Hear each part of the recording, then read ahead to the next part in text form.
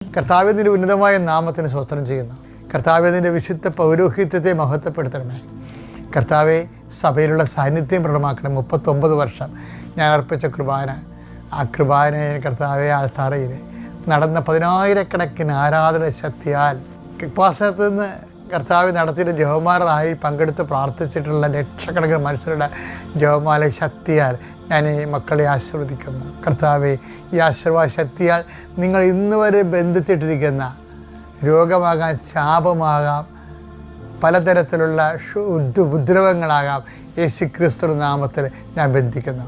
കർത്താവ് അത് അഴിഞ്ഞു മാറട്ടെ യേശുവിൻ്റെ നാമത്തിൽ. ആമേൻ. കർത്താവെ, അപ്പാ, സ്വർഗീയപ്പാ, അങ്ങേ പുത്രൻ യേശുക്രിസ്തു നാമത്തിൽ ഞങ്ങൾ പ്രാർത്ഥിക്കുന്നു. അങ്ങയുടെ കൈകൾ അങ്ങയുടെ മക്കളുടെ മേൽ നീട്ടണമേ. അവരുടെ ഉദ്യമങ്ങളെ നീ ആശീർവദിക്കണമേ.